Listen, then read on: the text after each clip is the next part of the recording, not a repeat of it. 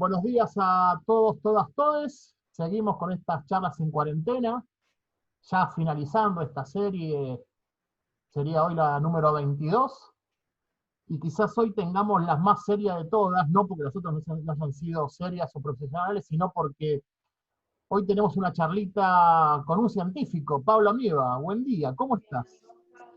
Buen día, Sergio. ¿Todo bien? Cuéntanos, presentate, a ver.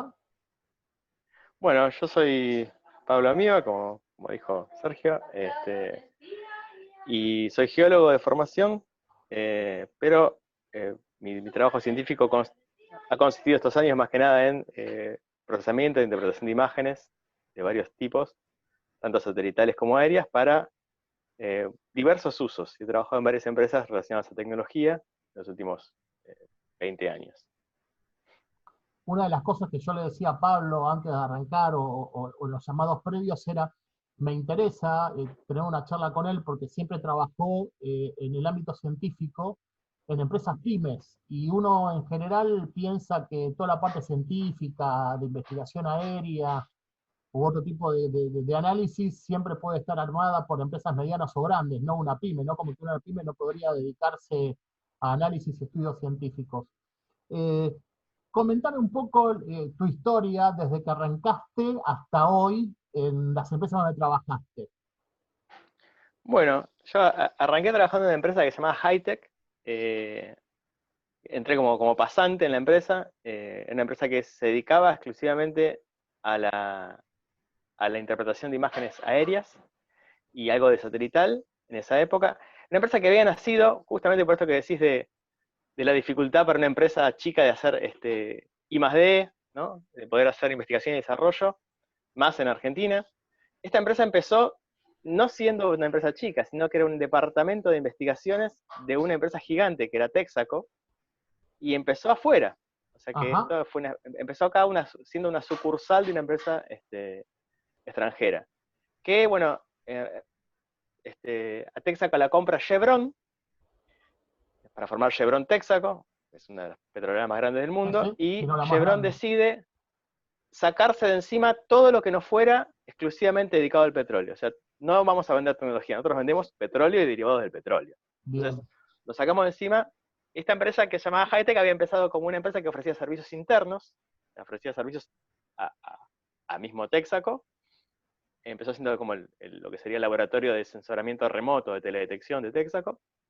Después empezó a formarse una empresa para ofrecer servicios a terceros, y bueno, finalmente con esta fusión quedó boyando y huérfana, y la compraron un par de emprendedores argentinos, y se trajeron toda la tecnología de allá para acá, en una época en la cual era muy difícil, realmente muy difícil,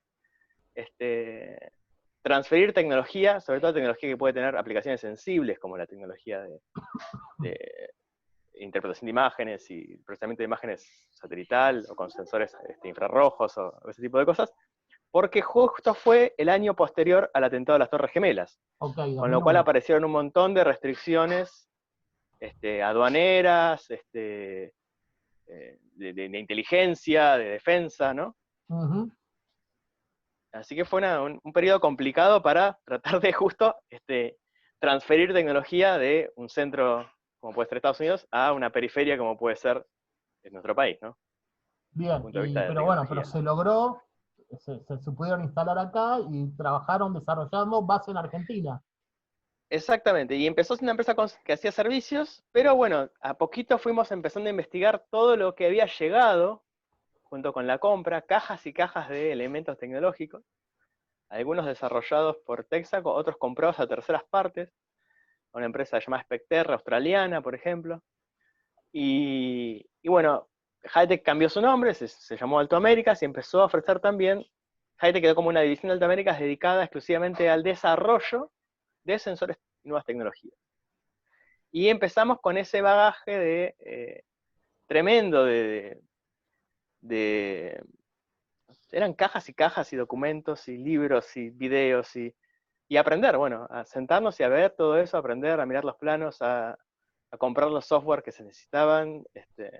Armamos una base en el centro, en el Casleo, que es el observatorio astronómico que está ahí en en el Leoncito, en San Juan, que bueno, había muchos técnicos que tenían experiencia trabajando con sensores similares, pero que para mirar el Sol y las estrellas, no para mirar la Tierra. Y desarrollamos el primer sensor aéreo, hiperespectral, en realidad superespectral, que se desarrolló en Sudamérica, que se llamaba Pegasus. Ajá. Eso fue en el 2007-2008. Con eso fue lo que Pegasus voló. hicieron, con eso fueron lo que hicieron el análisis de imágenes aéreas en cuanto a la prospección minera. Correcto, exactamente, porque ese sensor tenía la capacidad para determinar los minerales del suelo, ¿no? Obviamente después eso hay que mezclarlo con información geofísica que penetra la superficie terrestre y da la información de estructura por debajo del suelo. Entonces mezclando la información de lo que aflora con lo que está por debajo se puede construir un modelo de un yacimiento y, bueno, tratar de ver cuántas reservas hay, qué ley y todas esas cosas que se necesitan para poder saber si es económicamente factible, ¿no? Ujú. Así que sí, ese sensor se usó para eso, sobre todo en Patagonia. ¿Analizaron solamente la parte minera o también zona, justamente hablando de Patagonia, Vaca Muerta? No, trabajamos con, en ese momento, bueno, Vaca Muerta recién se empezaba a hablar de eso, ¿no? Sí, En sí. 2008. Eh, A ver, no, que yo recuerde, perdón que te interrumpa. Uno habla de Vaca Muerta y por ahí piensa en Vaca Muerta del 2016 en adelante, pero ya Vaca Muerta ha cumplido 10 años desde que realmente se empezó la exploración y la explotación, ¿no? es, es que todos los proyectos mineros y petroleros tienen un desarrollo muy, muy lento, Sergio. Empiezan siendo unos pequeños prospectos, después se va avanzando y se invierte muchísimo, que eso es algo muy importante que quisiera recalcar. Se invierte muchísimo en un proyecto minero antes de que sea un proyecto económicamente viable. Claro. Porque para saber si es o no económicamente viable, eso implica una inversión muy grande. Y la realidad es que de, de cada 10 proyectos que se inicia su prospección, quizás son 2 los que son económicamente viables. Entonces uno piensa muchas veces en las mineras y dicen todo lo que están extrayendo, o las petroleras todo lo que están extrayendo, pero también está esa contracara. Yo no voy a dar acá ningún juicio de valor, ¿no? Simplemente estoy diciendo que es una Claramente. realidad que existe esa contracara, Sí, sí. en la cual las empresas invierten un montón también. Quizás lo que hace falta, y esto bueno, esto quizás sí es una desviación profesional lo que voy a decir, quizás lo que sí es que hace falta es que esa inversión que se haga en un principio, sobre todo cuando son empresas de afuera, las que invierten, que estén obligadas a tomar esa inversión desde el país, ¿no? Porque la verdad que hay un montón de empresas que ofrecen tecnologías innovadoras en el país, y muchas veces las empresas extranjeras hacen la prospección, el relevamiento, usando tecnología que también traen de afuera, ¿no? Ujú. Entonces, como que invierten en ellos mismos. Sí, claro, Quizás claro, claro. con esa reconversión uno puede justificar también un poco más el avance de la minería en el país y también el estudio de estos yacimientos no convencionales, todo que obviamente todos sabemos que traen problemas, ¿no? Sí, Pero, claro. bueno, toda actividad humana trae problemas, el tema es encontrar el equilibrio en el cual Que no es fácil, que no es fácil. no es nada fácil, ¿no? Sí, sí, sí, sí. Yo en general, básicamente por el tema de Vaca Muerta, Neuquén, leo las dos campanas y son siempre como extremistas hacia una o el otro, hacia un extremo o el otro extremo, y en realidad decir, bueno, hasta dónde se podría llegar a encontrar Y un punto de equilibrio, ¿no? la realidad es que no se puede prohibir todo y no se puede permitir todo. Ujú. No se puede permitir cualquier cosa, no se puede prohibir todo tampoco, porque nuestra sociedad, nuestra tecnología, y nosotros mismos comemos petróleo. El petróleo no solamente se usa como combustible, No, y la verdad que claro. da una energía muy, muy barata, y en la actualidad gran parte del desarrollo tecnológico que hay a nivel global se debe a que la energía es barata gracias al petróleo. Ujú. Obviamente que no es limpia y es mejor usar otra fuente de energía, pero no van a ser tan baratas, sobre todo al principio. Sí, sí. Entonces, eso es un tema.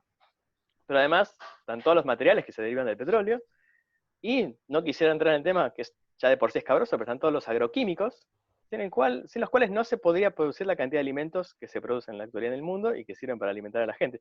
Sin los agroquímicos no se podría alimentar, o sea, ya de por sí es un problema alimentar a la población mundial. Sin agroquímicos no se puede directamente en la actualidad, no se puede. Entonces, comemos petróleo, en cierta forma. Suena Sí, raro sí, decirlo así, pero... sí, sí, suena extraño, pero bueno, es así. Bueno, y el siguiente paso a high tech. Y de Hightech, bueno, Hightech, tuve una despedida amigable de Hightech. Yo quería trabajar como consultor.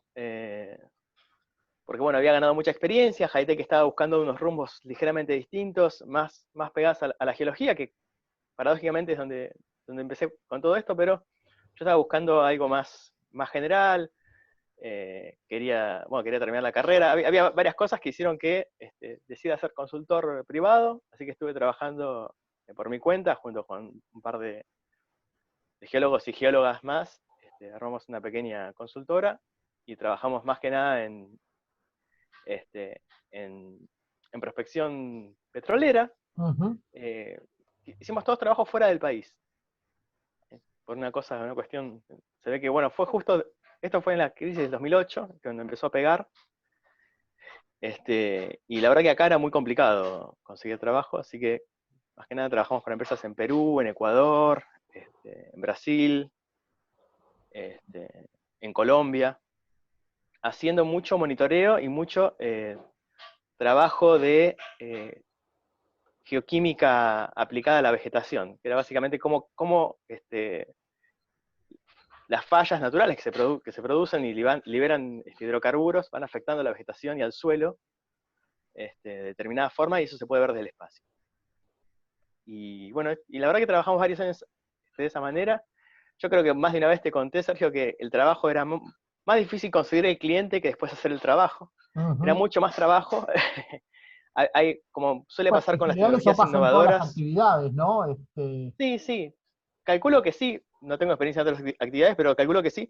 Acá en particular el tema es que la tecnología es innovadora y entonces hay que salir como a evangelizar A o convencer, a convertir, a buscar nuevos creyentes, ¿no? Porque claro. la verdad que esto compite muchas veces contra tecnologías que están muy probadas, que se usan hace décadas o a veces Millones de años, digamos. siglos, o siglos, y a pesar de que ofrecemos una alternativa más barata, más rápida, hasta inclusive más benéfica con la naturaleza, porque mucho de lo que se hace con imágenes satelitales implica que uno no tiene que ir físicamente al área, o capaz, si va, no tiene que hacer un recorrido tan extenso, con lo cual estás afectando menos, porque obviamente hacer una campaña en la selva implica llevar gente, a veces construir un camino, eh, usar helicópteros, usar aviones, bueno, y un montón de cuestiones complicadas a veces, y esto te reduce el trabajo de campo, lo minimiza, y podés trabajar con grandes áreas y con grandes volúmenes de información, y la verdad que es menor costo y menos impacto en la naturaleza, ¿no? Ujú. Pero bueno, no es una tecnología que sea tan conocida, sobre todo en este continente, y es incipiente su uso, y bueno, muchas veces es difícil vencer esa resistencia, por más que le demostrás, bajás los costos, bajás el impacto, ¿no? Es complicado que se calce un guante nuevo o se calce un zapato nuevo. Y sí, es el miedo al cambio, el rechazo al cambio, la incertidumbre que te puede generar, ¿no? Que no haya tecnología en la Exactamente. Argentina como para poder desarrollar determinados temas. Exactamente. Y después una de mis compañeras en ese momento en la consultora me recomendó, había conocido una empresa que se llamaba en ese momento Sur Emprendimientos Tecnológicos, que era una empresa de tecnología. Yo la verdad que tenía ganas de trabajar en una empresa de tecnología. eh, Fue como, Hightech, si bien empezó como una empresa de tecnología, fue derivando más a los servicios, y yo quería estar más en la cocina de tecnología, como habíamos hecho con Pegasus, con este primer sensor, que había sido un desarrollo tecnológico importante, si bien no íntegramente nacional, porque había empezado con una semilla en Australia. Se completó acá, se probó acá, se inventaron los aparatos para calibrarlo acá, todo eso en lo que había tenido una participación muy grande yo, y me había gustado mucho. Y bueno, conocí a la gente de Soy Emprendimientos, y la verdad que tenían una propuesta muy interesante. Estaban trabajando fuertemente con la Comisión Nacional de Actividades Espaciales en el desarrollo de software para las futuras misiones satelitales de la CONAE. Y bueno, empecé a trabajar con ellos, y hace unos años cambiaron, se volcaron más todavía hacia el espacio, se llaman ahora Space Sur, nos llamamos Space Sur. Y bueno, como te decía, es una empresa que ahora también ofrece servicios, porque es un poco lo que pasa con todas las empresas que tienen tanta vinculación con el sector espacial. Acá Argentina requiere, la verdad que de vuelta hay que salir a evangelizar. Hay un montón de requerimientos ocultos que tiene la gente que no sabe que los tiene, pero los tiene, y que son más que requerimientos, son necesidades, son necesidades que tienen, que se pueden cubrir con requerimientos con soluciones basadas en tecnologías del espacio, y que la verdad que se bajarían costos, se mejoraría la productividad, se mejoraría la seguridad de muchísimos procesos utilizando esa tecnología. Pero acá es muy incipiente el uso de esa tecnología, por ejemplo, en el agro es incipiente, en la parte industrial ni hablar, en la prospección minera es incipiente, en la prospección petrolera es incipiente, en el monitoreo de las estructuras, monitoreo de caminos, el monitoreo de las mismas operaciones petroleras y mineras. Se puede usar por un montón de cosas. La tecnología ha avanzado muchísimo en los últimos 10 años, diría que en los últimos 5 años avanzó muchísimo. Se abren un montón de puertas nuevas con el tema de la utilización de inteligencia artificial, computer vision, y con el tratamiento de grandes volúmenes de información, Big Data, con la interfaceo de esta información y con información proveniente de, por ejemplo, celulares, lo que sería Internet of Things. Hay un montón de cosas que se van como imbricando para generar toda una serie de servicios innovadores, y un poco lo que yo veo que acá, sobre todo en este país que es tan grande, tiene territorios tan extensos, habría un montón de aplicaciones posibles y que no están debidamente o completamente exploradas. Ujú. Atento a esto que comentás del tema evangelización, lo difícil que es convencer a los clientes para que adquieran, porque finalmente están comprando nueva tecnología. Cuando uno escucha, en Argentina no se puede hacer, los servicios o los productos en Argentina son una porquería, nuestras fábricas no sirven para nada, no hay tecnología de punta, claramente todo es mentira, ¿no? Todo eso es algo que está Y inmerso en el pensamiento del argentino medio y claramente no es así. la realidad es que, bueno, como suele suceder con todo mito, tiene algo de realidad, ¿no? Yo creo que acá es muy difícil. No digo que no exista, que no se haga, que no sea posible. Creo que es más difícil que en otros lados. Como a su vez, en otros lados todavía es más difícil que acá. Yo te contaba hace un tiempo que estuve en África y te decía que había un tercer mundo y un tercer mundo, seguramente después vamos a hablar de eso. Sí, Pero bueno, acá hay una muy buena preparación científica de los profesionales. Yo siento que en ese sentido la universidad, sobre todo la universidad pública, ha hecho un excelente trabajo. Por algo es que tantos científicos se van a completar sus maestrías o doctorados afuera. Si uno se pone a analizar, por ejemplo, el impacto que tiene la inmigración en la producción científica en el sistema norteamericano, por ejemplo, es altísima.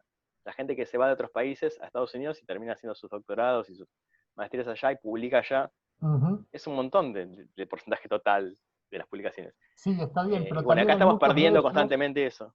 hay muchos de ellos argentinos que después, y en determinado momento, regresan a un poco a devolver al país todo lo que estudiaron, ¿no? Y todo lo que aprendieron. Sí, eso sucede, ayuda también el contexto. No, para que eso suceda tiene que haber cierto contexto político-económico que a veces no siempre se Claramente. da, pero creo que el deseo de la mayoría de la gente que se ha formado en la educación pública, como también es mi caso, ha sido quedarse o irse y volver, porque sí, uno siente creo, esa necesidad de devolverle al país lo que el país le dio. Sí, totalmente. Como te decía, Somos dos en acá este creo que hay caso. creo que hay un buen nivel de profesionales.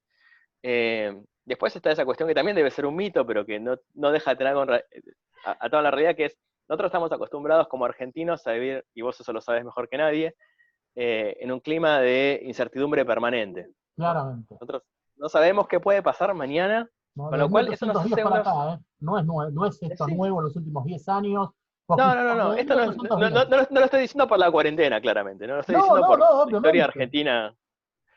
Y la verdad es que creo que eso nos hace, en general, buenos improvisadores, ¿no? Somos gente acostumbrada a que las condiciones cambien y tener que salir a improvisar eh, soluciones nuevas, Sí. ¿no? Y al minuto Y bueno, siguiente, no dentro de un año. tal cual, sí, sí. Ujú. Porque, no sé, venías haciendo algo y se acabó la financiación y hay que salir a hacer algo con lo que tenés y tiene que ser lo mejor posible. Y bueno, voy a sacar esto de acá, esto de allá. Antes había hecho, me acuerdo de un amigo que me ve y armás algo nuevo. Y eso creo que o sea, extrañamente termina siendo una virtud. La capacidad de poder, no te digo disfrutar, pero sí acostumbrarse a vivir en una incertidumbre casi permanente. Sí, yo en su Y yo creo, momento, o sea, allá por el, algo... perdón, No, no, sí, por favor. que asesorando a una empresa, bueno, vos recordás, trabajando para la gente del Club del Vino, cuando lo compró gente de Vino Selección de España, el dueño era italiano, y lo compró en octubre del 2000, y en un momento me dice, la verdad, Sergio, en el fines del 2001, si yo sabía que Argentina iba a pasar por esta crisis, realmente no compraba el Club del Vino. Y yo le decía, lo que pasa es que los argentinos estamos acostumbrados a que Argentina en sí mismo es un país estresante. Argentina es un país estresante. Creo que algo que quedó claramente expresado con el tema de la cuarentena y la pandemia es la falta de estructura que tenemos, la cantidad de cosas que nos faltan, ¿no? Sí, Años luz. sí, sí. Y recién comentaste el tema de visitaste, a ver, la profesión, el trabajo, la vida te dio la posibilidad de viajar por muchos países. Viajaste por Estados Unidos, por Canadá, por Europa, viajaste al África. Recuerdo que en tu primer viaje al Chad me enviaste un WhatsApp que decía, Sergio, hay países del tercer mundo y países del tercer mundo. ¿A qué te Tal referías? cual. Bueno, justamente, vos recién decías la cantidad de cosas que nos faltan. Sin embargo, acá, digamos, hay cierta estructura armada. Uno capaz, como la respira día a día, no la No ve, se da cuenta. no se da cuenta. Y acá la pobreza estructural, por ejemplo, del país es mínima comparada con la pobreza general, ¿no? Yo estoy hablando de un país, por ejemplo, Chad, en el cual la pobreza estructural es toda la pobreza. Ya de por sí, la mayoría de la gente es pobre, el 90% de la gente es pobre, pero además la pobreza es 100% estructural. O sea, no se arregla mejorando la economía. Acá uno puede arreglar la macroeconomía del país y rápidamente va a ver que va a haber una transferencia De ingresos. de recursos y una transferencia de ingresos y la gente va a ir viviendo mejor de a poquito. No es algo que pase de la noche a la mañana, pero en África no se puede solucionar el problema, no en África, en Chad en particular y en algunos países del centro de África, no se podría solucionar de esa manera el problema, porque va más allá. Falta, no hay rutas, no hay tendido eléctrico, no hay cloacas, no hay agua potable, no hay gas, no hay nada. O sea, no hay ningún tipo de presencia estatal, más allá que algunas pequeñas salitas. Y esa gente también está acostumbrada a improvisar y muchísimo, porque ahí Ujú. sí falta todo, absolutamente todo, no hay nada, no hay recolección de basura, no hay iluminación en las calles. Estoy hablando de una ciudad, la ciudad más grande de Chad, por ejemplo, tiene muy poquitas calles con luz. A la noche es la oscuridad total, hay basura en las calles, hay cuerpos en las calles, hay cuerpos animales y cuerpos de personas en las calles. Y eso es la realidad diaria. Ajá. Y eso también es ¿Y tercer cómo es mundo, trabajar en ese pero no ámbito? es igual. ¿Y cómo es ¿Eh? trabajar en ese ámbito? Totalmente uno no acostumbrado a eso, donde las Y bueno, herramientas no pedís algo y te lo traen ya. Se me ocurre, y pienso. bueno, sí, extrañamente, yo, la verdad que, y la única forma de trabajar en esos lugares es tendiendo lazos con las personas. O sea, uno no puede ir a Empatía. aislarse. Empatía y no, tenderlas. Yo creo que tenemos mucho en común, a pesar de esto que estoy contando, tenemos mucho en común con el África, más allá de la parte geológica que los dos continentes estaban unidos en algún momento, son dos continentes que han sufrido procesos de colonización a nivel continental, Sí. duraron distinta cantidad de tiempo en los casos, con lo cual nosotros por lo pronto tuvimos mucho menos años de colonización. En África comenzó mucho antes y terminó mucho después, generalmente Sí. después de la Segunda Guerra Mundial, se los procesos de independización de los Sí, países. sí. Con lo cual es un continente muchísimo más saqueado que el nuestro. Empecemos por ahí, ¿no? Eh, Tuvo todo el tema de la esclavitud, eh, con lo cual un montón de gente se la forzó a salir de su, de su comunidad, se perdieron incontables comunidades, como acá también, obviamente. Eh, y en eso estamos hermanados, ¿no? En ese sentido de, bueno, somos continentes sobrevivientes, las culturas originarias de ambos continentes son sobrevivientes, ¿no? Son culturas que han tenido que sobrevivir procesos tremendos y largos más allá de genocidio, que obviamente se dio, de avances sobre la cosmovisión, de tratar de destrucción de sus cosmovisiones, ¿no? De destrucción de sus formas de ordenar el mundo. Y de a poco se han ido recuperando esas cuestiones. que eso es algo que nos une y yo, la verdad que lo hablaba, y yo notaba, del lado de mis interlocutores, que no era lo mismo si iba yo a hablar con gente de allí, que si iba un europeo, por ejemplo, o un norteamericano. ¿En qué sentido? Y que es como que nos dábamos cuenta de los dos lados que teníamos una historia en común Ah, ok. eh, más similar. Sí, claro, te entiendo. Hay mucha más empatía porque, o sea, ¿tenemos realidades distintas? Sí, pero el proceso es similar. Ok, el Y en el europeo, el caso norteamericano marcaba del más europeo, distancia. no vivió nunca que le colonicen su país o que le Claro, colonicen su... O sea, obviamente sí se dio, porque hubo eventos de intercambio de cultura, en cómo se formó Europa, ¿no? Claramente. sí. Pero desde que se constituyeron los países como países, más allá de las guerras mundiales y de esas pequeñas guerrillas que hubo antes, no hubo un proceso tan bestial como esto. Y si se compara con alguna cuestión como, por ejemplo, no sé, lo que pasó en la Segunda Guerra Mundial, que fue una guerra, fue un estado de guerra. En cambio, en África y en América del Sur, lo normal, y en América Central, lo normal era el estado de guerra, ¿no?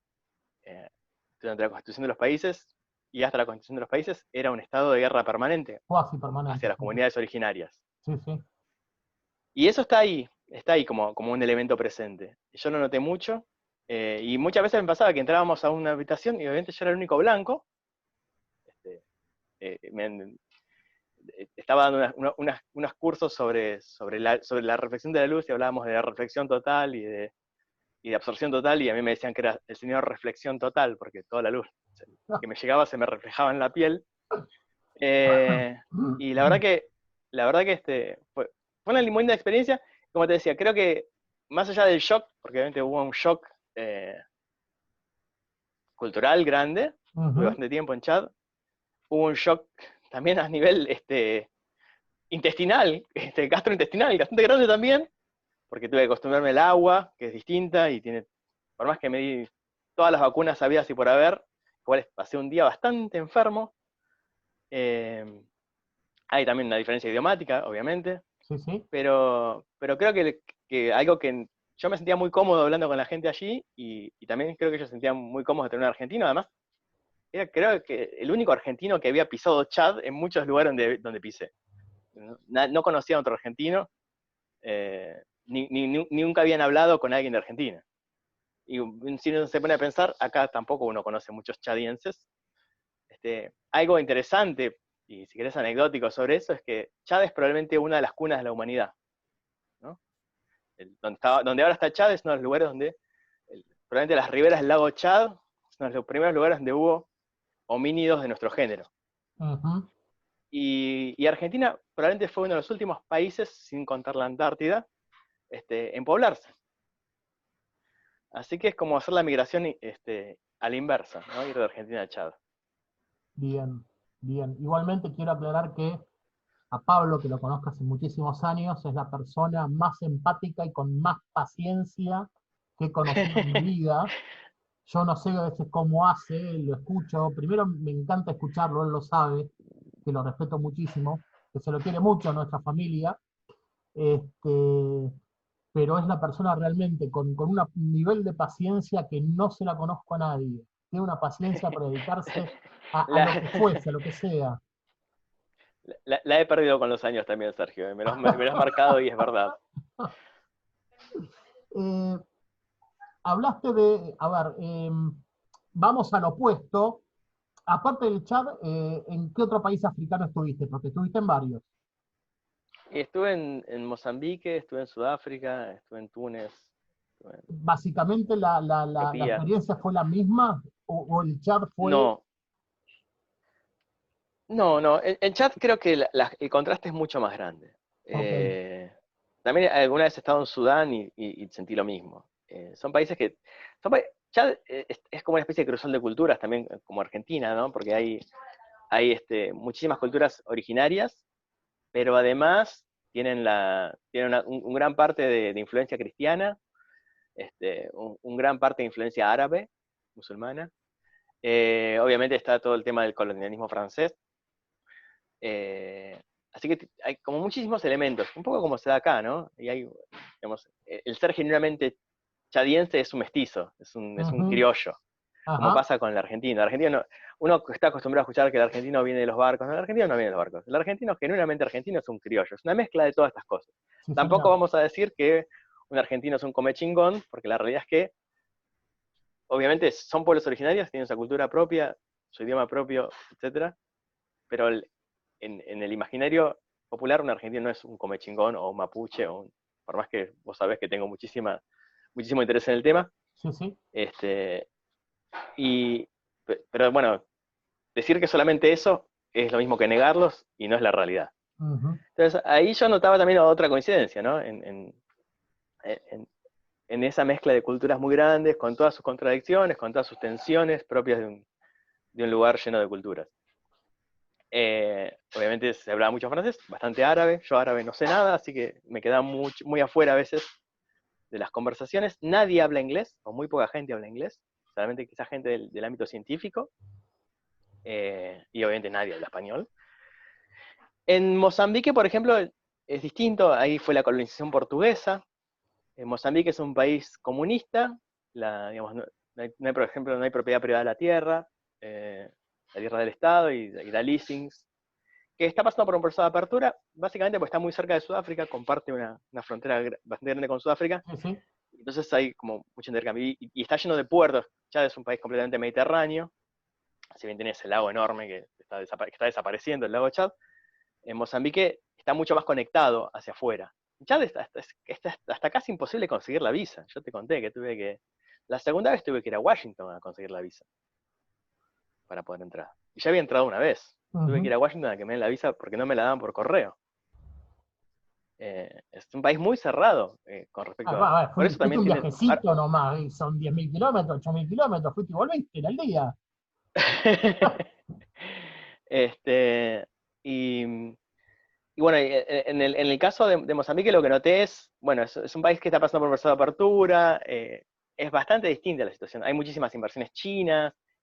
Se parece más a Argentina en ese sentido de la apertura económica que tuvimos en algún momento.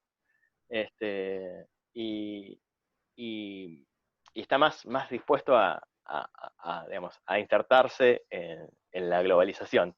Chad me Ujú. parece que todavía está como en los 60, ¿no? Es Ajá, un país pre-globalización.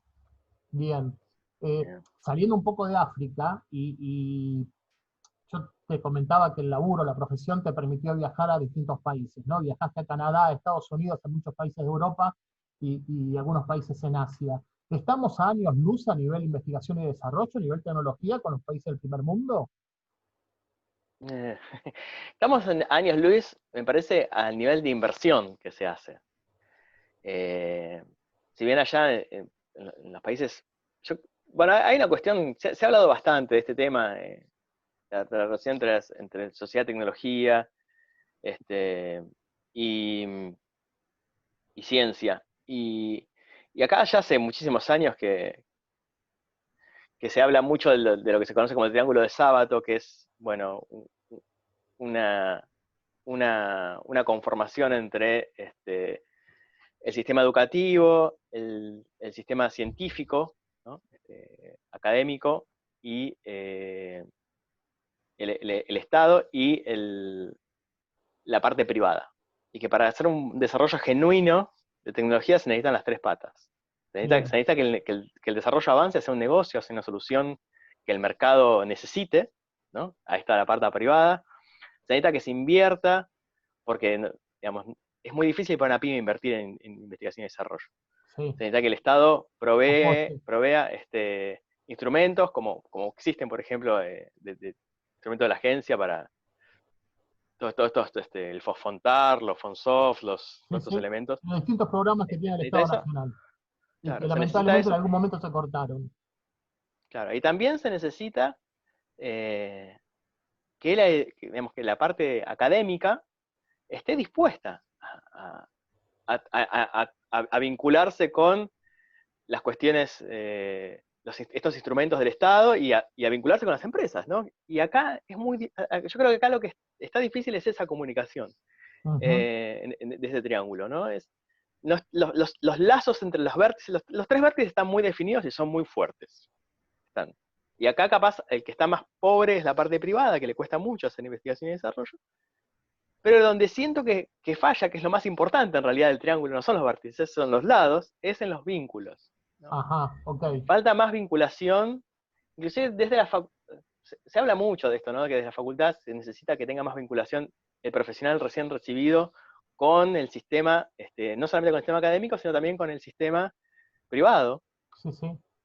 Y se habla mucho de, bueno, las pasantías y esto, pero yo no estoy muy seguro que eso realmente termine funcionando. O sea, es un paso hacia adelante seguro, pero no creo que termine funcionando o dando una idea realmente al estudiante de qué es lo que una empresa necesita, más allá de cuál va a ser su trabajo en la empresa, ¿no? Sino qué es lo que una empresa necesita para poder desarrollar tecnología en el país.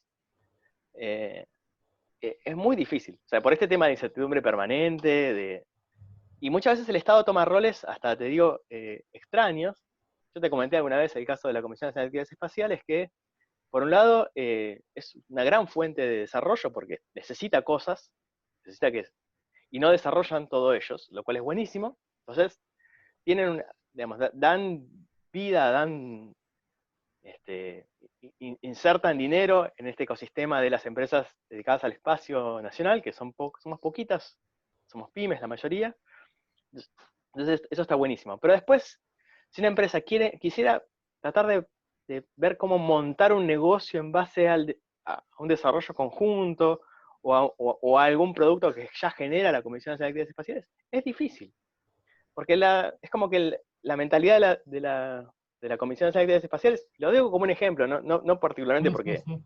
porque sean, me parece que pasa lo mismo en cualquier institución del Estado, es que no tienen la mentalidad puesta en eso. Capaz tienen la mentalidad más hacia lo académico. En el caso de la CONAE me parece que es patente eso.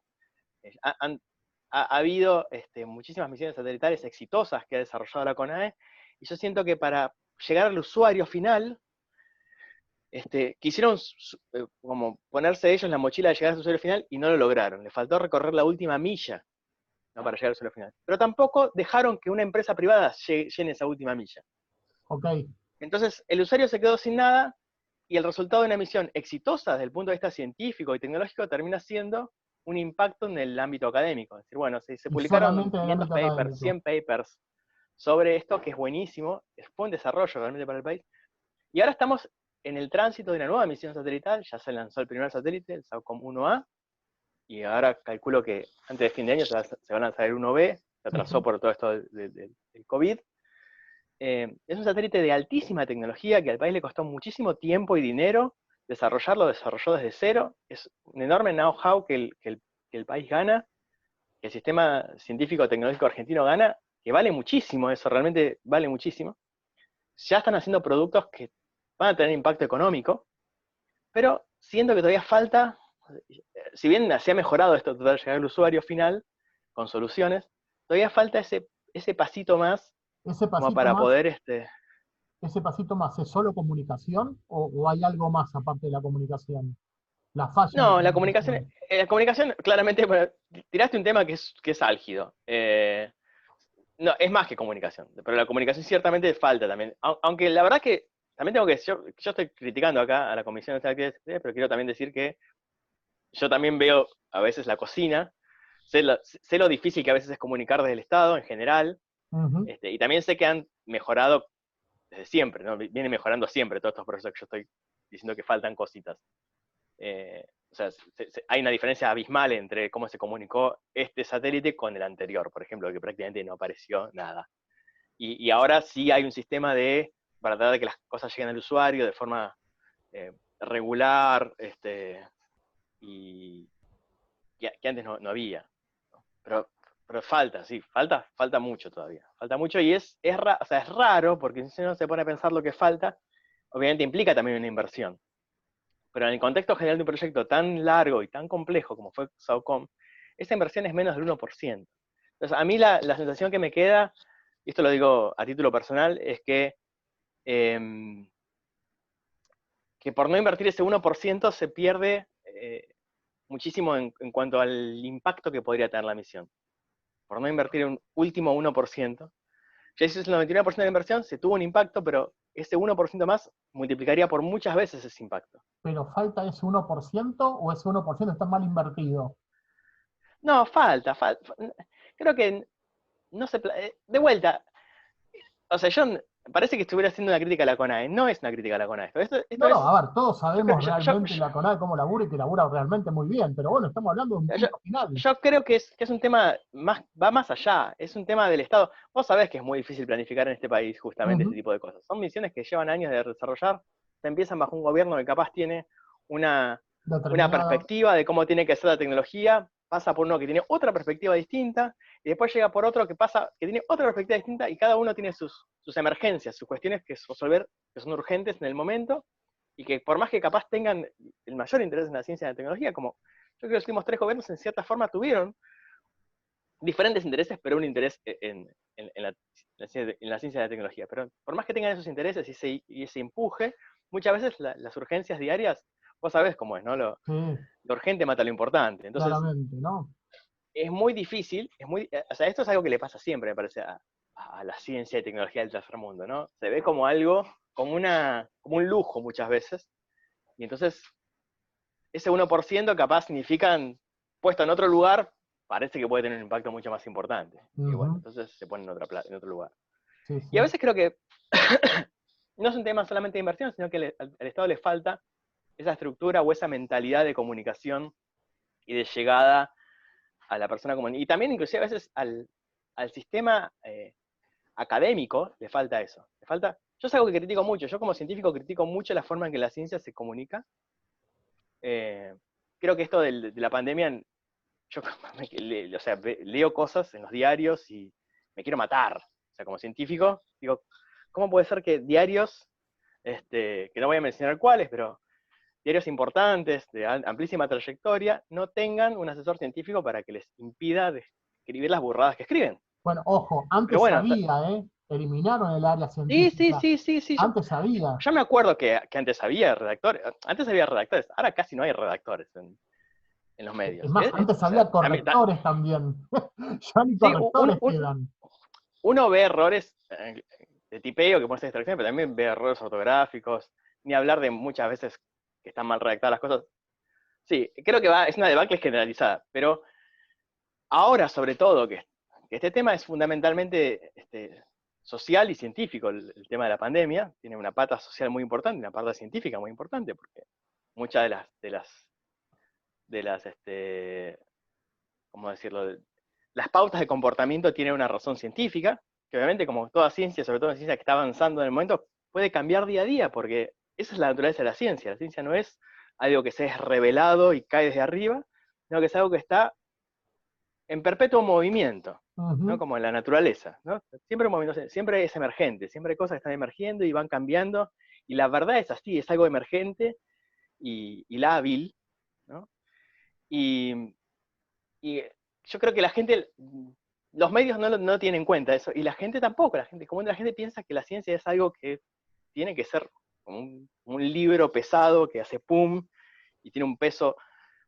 Acá el único peso es el peso de la evidencia, y la evidencia va cambiando y se van conociendo cosas, y creo que falta eso, ¿no? Falta esa idea, en la mayoría de la gente falta esa idea de lo que es realmente el proceso científico, ¿no? El método científico y cómo se llega a las verdades en la ciencia. Y, de- Sí, yo y- siempre en y- broma y- y digo, cómo son desfalciables esas verdades y todo ese tipo de cosas. yo siempre digo, Y medio en broma, medio en serio, es como que eh, los únicos que pueden desarrollar algo científico es la NASA, ¿no? Es como si la NASA fuese lo único en el mundo que existiese y el resto es descartable, y no es así, ¿no? Claramente. no, a ver, todos hacemos ciencia, sepámoslo o no. Yo ahora tengo un nene de 5 años, ¿no? Y él está experimentando todo el tiempo las cosas. Ujú. Yo me doy cuenta, el método científico es parte de nuestra forma de obtener conocimiento en forma, te digo, innata, ¿no? Ayer no sé, iba mirando los postes, iba viendo que el poste decía 14, 13, y ya después de 3 o 4 empezó a decir, ya sabía lo que iba a decir el poste, porque claro, ya se dio cuenta que había una secuencia y podía inducir el resto. Yo dije, "Bueno, esto es, digamos, la ciencia es simplemente tomar esa cuestión, te diría, innata, y poner una cierta reglas para que todos nos entendamos y hablemos el mismo idioma, y hablemos sobre cosas que son, esto es lo más importante, cosas que se puedan falsear. Cada uno tiene que decir, esto es así, me parece a mí por esto, esto y esto. Prueben ustedes a ver si les da lo mismo. Pues haciendo esto, esto y esto, tienen que llegar al mismo resultado. Si no llegan al mismo resultado, capaz, o hiciste algo más vos, o hiciste algo más yo, tenemos que estudiar más. Ahí vino justo, ¿no? Sí, hablando de Roma. Bueno. Entonces, yo creo que eso está muy perdido, ¿no? En el sentido común, entre comillas, de la gente, se perdió. Que no existe, eso, ¿no? El sentido común de la gente. No, existir existe. El tema es que qué tanto sentido tiene, no sé, pero... Ese es el tema. Cada uno tiene un sentido común distinto y por eso se hacen las cosas que se hacen, justamente, para bien y para mal. Sí, bueno, eso también es así, ¿no?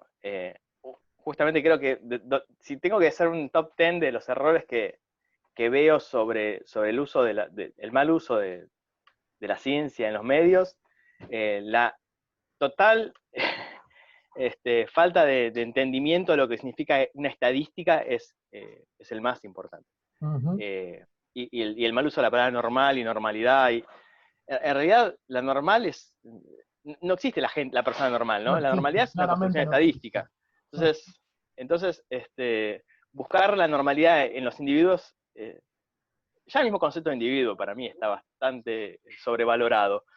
Creo que la gente es un cúmulo de un montón de cosas, uh-huh. y no, una persona es un cúmulo de un montón de cosas. Sí, claro. Y que no, entonces, yo creo que, espero que uno de los resultados de esta pandemia sea ciertamente que haya una reflexión profunda sobre la relación entre los medios y la ciencia, y en cómo se comunica la ciencia, y más allá de cómo se comunican los avances científicos o los descubrimientos o lo que sea, cómo se comunica la idea de ciencia en general, que eso es lo que está fallando, pero tremendamente. O sea, sí, aparte todo el tiempo salen... leo los diarios y me pongo mal ya me agarro a la cabeza, claro. Y yo no soy biólogo, no soy infectólogo, no soy virólogo. Me imagino que debe ser muchísimo peor para un infectólogo, para un virólogo, ver algunas cosas que se leen en los diarios, y en la televisión, y en los medios en general. Sí, eso iba Y a así decir, la gente se va generando toda una bola de desinformación o de mala información, pero también hay una responsabilidad, o sea, no se puede dejar la responsabilidad solo a los medios. Hay una responsabilidad también, me parece, o sea, hay una reflexión que tenemos que hacer también los científicos, como científicos, en cómo estamos comunicando las cosas, en cómo estamos difundiendo la ciencia. Creo que me ha pasado más de una vez, yo hice mucho trabajo de divulgación, muchas clases de divulgación, uh-huh. Y una cosa que sentí muchas veces es que como que al divulgador se lo toman como un científico de segunda, cuando creo que es muy importante el trabajo de divulgación, más allá de que la divulgación científica siempre ayuda a generar nuevos científicos, porque a los chicos les encanta la ciencia, les encanta escuchar sobre ciencia, y es muy probable que un chico que tenga una educación científica de chiquito, después quiera ser científico, por lo menos lo intente, ¿no?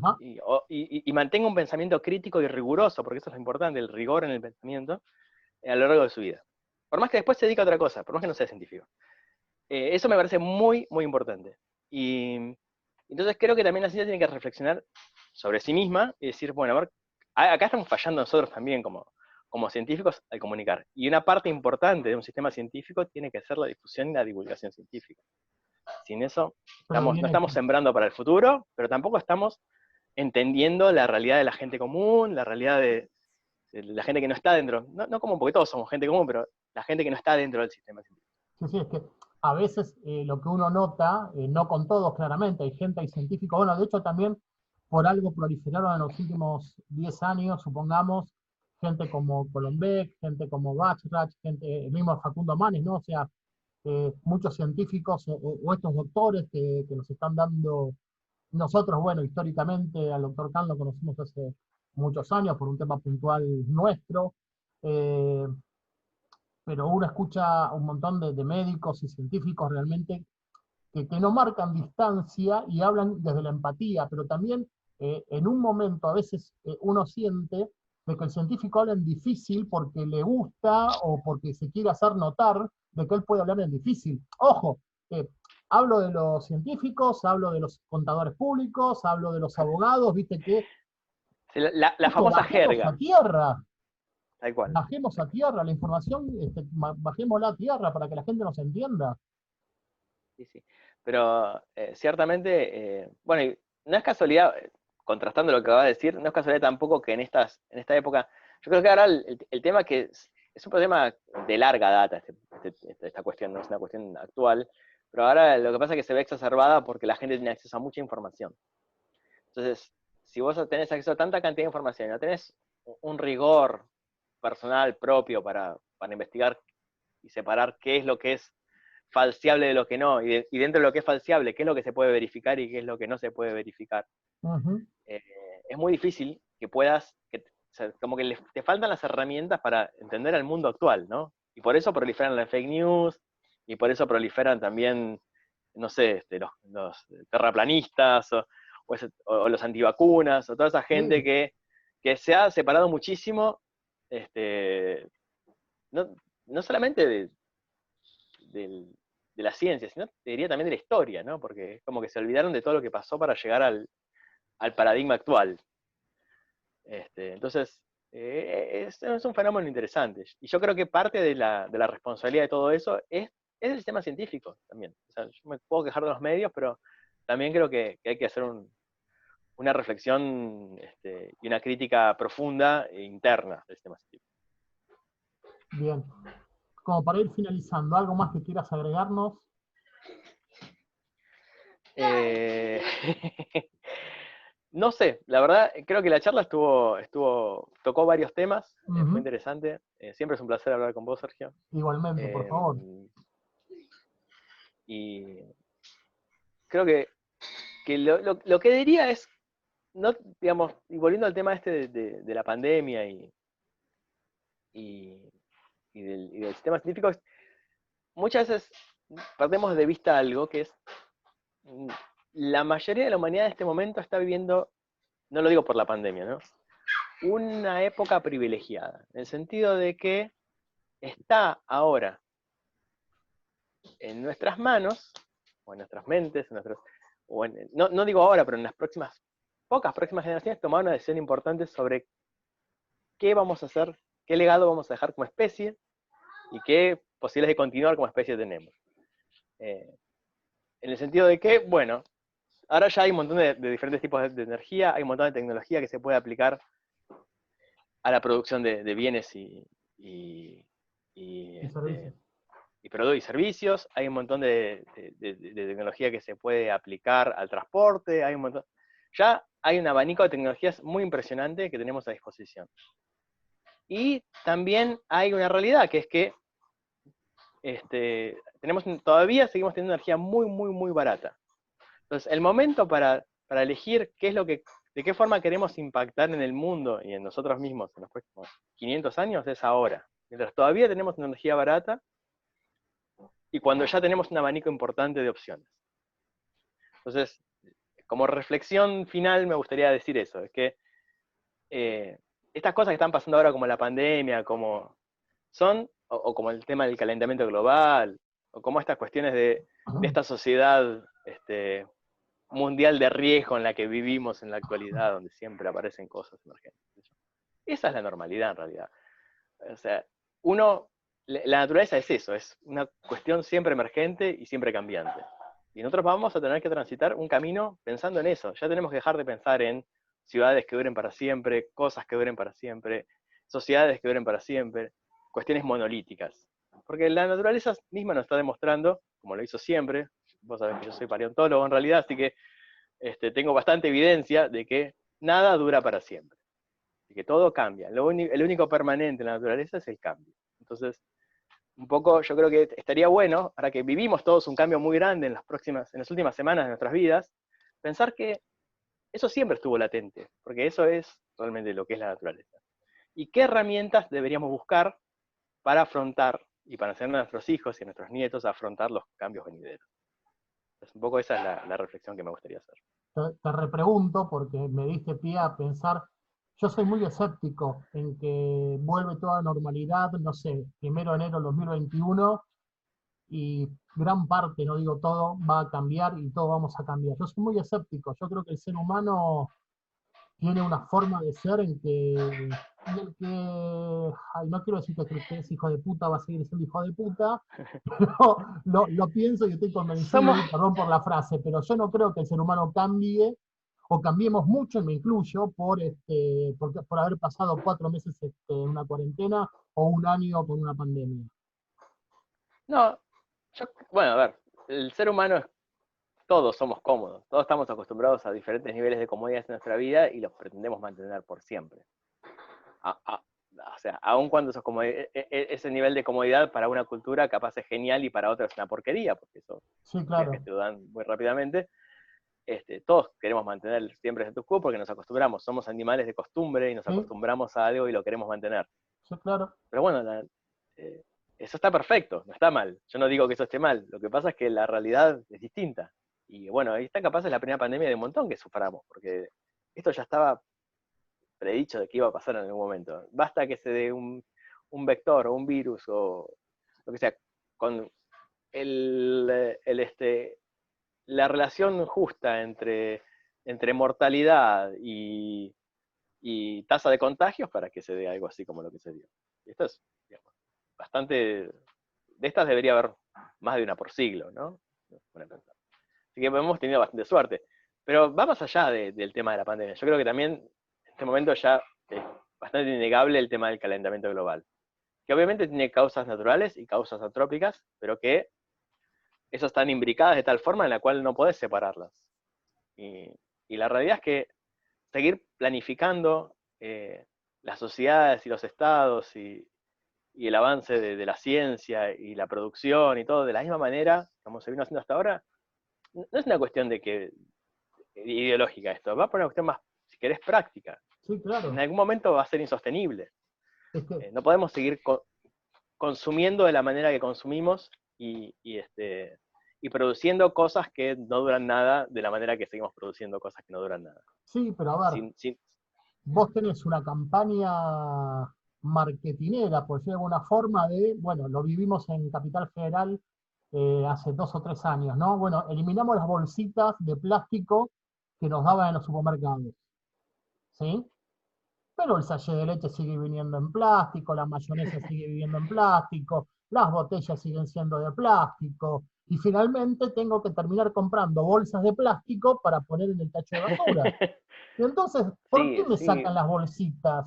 Ese tipo de cosas yo las veo como ridículas, por ahí no sé si es la palabra, pero hagamos algo realmente consciente de lo que implica este, todo lo que es la responsabilidad social, ¿no? Bueno, Todo lo que es la sustentabilidad.